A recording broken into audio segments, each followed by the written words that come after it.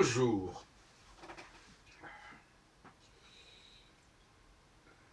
J'ai une nouvelle idée à proposer au milieu astrologique qui est un peu la conclusion de ces 5 sessions de colloques que nous avons organisées entre décembre 2015 et avril 2016 en consultant pas mal d'astrologues qui sont venus s'expliquer. C'est l'évidence que la profession doit être divisée en deux. D'une part, et sur le modèle d'ailleurs de la médecine,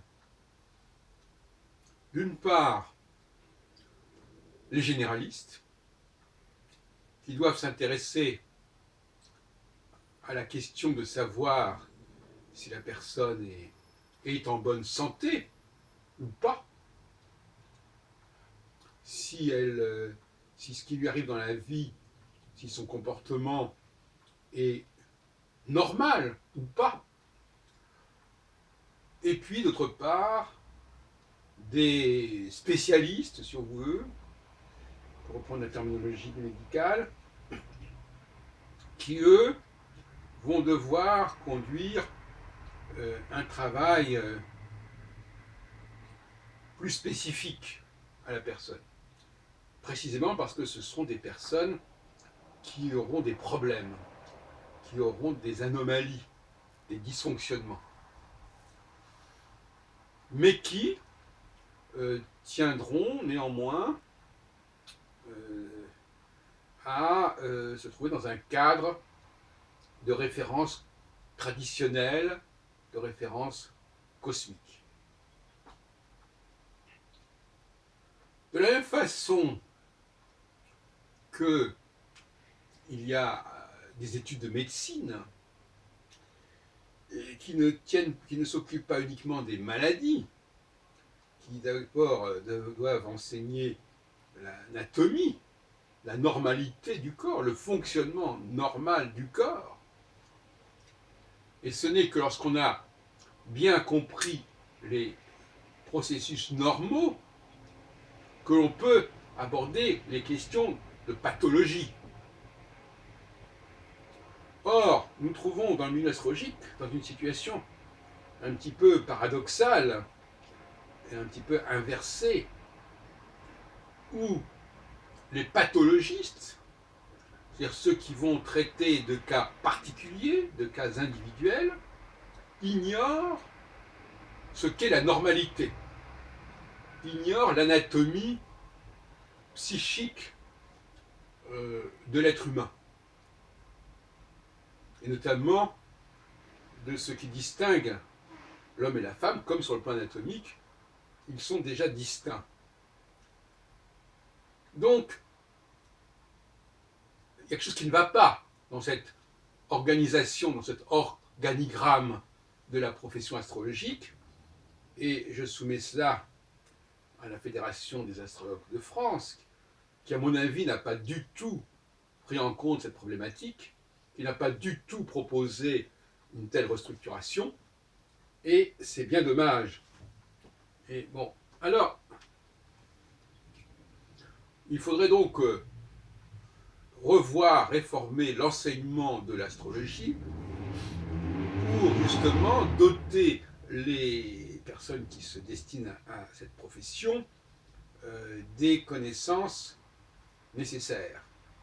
Et ça ne vaut pas uniquement d'ailleurs pour ces personnes qui commenceraient à s'intéresser à l'astrologie, ça peut être aussi un recyclage pour les personnes qui sont déjà engagées dans l'astrologie depuis plus ou moins longue date. Alors, le problème, il est là, en fait. Nous savons traiter des pathologies, c'est-à-dire nous savons accompagner les personnes dans leur mal-être, dans ce que j'appelle le mal, mais nous ne savons pas pour autant, quand je dis nous ne savons pas, c'est une façon de parler, les astrologues ne savent pas pour autant ce qu'est la normalité, puisque le thème astral n'est pas du tout l'expression de la normalité, mais au contraire l'expression de ce qui est anormal. à moins que certains disent que le thème astral correspond à notre propre normalité personnelle, ce qui ne veut strictement rien dire. Donc, il faut bien se référer à une normalité collective, une normalité globale, une normalité d'ensemble. Et cela exige d'extraire, de dégager du magma de l'astrologie traditionnelle, du savoir qui est ainsi transmis, dégager les structures les plus fondamentales, celles qui nous enseignent ce qu'est la vie normale, le fonctionnement normal d'un être humain. Sur le plan non pas anatomique, ce qui n'est pas notre domaine, c'est celui de la médecine physique, mais sur le plan de ce qu'on pourrait appeler la psychologie, voire même la spiritualité, etc., aussi bien au niveau comportemental, dans le rapport entre hommes et femmes, que dans le domaine du cyclique, à savoir qu'à certaines périodes, certains comportements sont normaux, et à d'autres périodes, ils ne le sont pas. Même que, par exemple, quelqu'un qui se promènerait en maillot de bain en plein hiver, il n'aurait pas un comportement tout à fait normal, pas plus que quelqu'un qui se promènerait avec un lourd manteau en plein soleil. Donc il y a des choses, des adéquations, des choses assez simples d'ailleurs, qui devraient constituer le premier niveau des études en astrologie. Et puis ensuite, il y aurait une complexification qui serait liée à la complexité même du psychisme de la personne en question, de ce qui lui arrive, mais ce serait évidemment l'exception. C'est par là que la plupart des gens n'ont pas à être traités de cette façon. En tout cas, le généraliste va devoir montrer que, dans bien des cas, il n'y a pas d'alerte particulière, même si les gens s'inquiètent. Justement, on va parfois chez un généraliste en dire « Ah, mais j'ai peur d'avoir ceci, d'avoir cela ». Le généraliste, il est là justement pour calmer le jeu. Mais dans certains cas, force est de constater qu'il y a quelque chose qui ne va pas.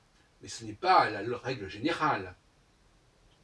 Contrairement à ce que dirait Jules Renard, tout homme bien portant est un malade qui s'ignore. Donc, je crois vraiment à cette distinction qui recoupe celle d'ailleurs qu'on trouve déjà en astrologie, n'est-ce pas, avec d'un côté l'astrologie mondiale, les grandes catégories, les grandes classifications planétaires, les grands types planétaires, les grands types zodiacaux, etc., qui sont des choses assez générales, assez communes à un très grand nombre de personnes. C'est ça l'astrologie généraliste, ce qu'on vend dans les journaux, ce qu'on vend dans les almanachs, ce sont des choses générales, mais qui sont nécessaires. Et puis, il y a, à partir de là, mais il faut passer par là, parce que nous sommes tous avant tout des êtres politiques, nous ne sommes pas uniques dans notre genre, quelque part nous relevons quand même d'un phénomène collectif sur le plan anatomique et psychique. Donc il faut d'abord voir à ce niveau-là quel est notre niveau qu'est-ce que nous avons en commun avec le reste de l'humanité tout de même. Et puis, alors là, si on le souhaite, si on le juge bon, on peut ensuite passer à des formes spécialisées, comme je disais, qui pourraient effectivement s'articuler autour du thème natal ou du thème horaire et qui correspondent à un besoin du client. Alors à ce moment-là, il s'agirait... Bon, on peut discuter de cela. Il s'agit tout simplement d'un phénomène de transfert. Il s'agit que le professionnel puisse aider son client parce que son client lui fait confiance, projette sur lui une certaine croyance, une certaine foi en lui, ou si l'on préfère, n'a pas de réaction négative contre cette personne, n'est pas indisposé par cette personne, parce que cette personne aborde les problèmes sous un angle qui ne fait pas trop problème, qui ne fait pas trop souffrir. Parce que il y a parfois des sujets, des façons de faire qui perturbent, pour des raisons qui sont liées à l'histoire de la personne en question. Donc, de toute façon, il faudrait que ces spécialistes aient un bagage psychologique, psychopathologique significatif, de toute façon. Donc là aussi, je crois que ça a été fait dans certaines écoles d'astrologie, il faut doter les élèves de deuxième année ou de troisième année de ce bagage psychopathologique, tout comme il faut doter les élèves de première année d'un bagage plutôt d'ordre sociologique, si on veut. Sociologique, anthropologique. Voilà ce que je voulais proposer, donc une réforme profonde de l'enseignement de l'astrologie et la création, peut-être dans le cadre de la faculté libre d'astrologie de Paris, que nous avons fondée il y a plus de 40 ans, de ce genre de cursus. Vous pouvez nous contacter au 06 60 75 52 48 pour prendre contact avec nous sur ce point.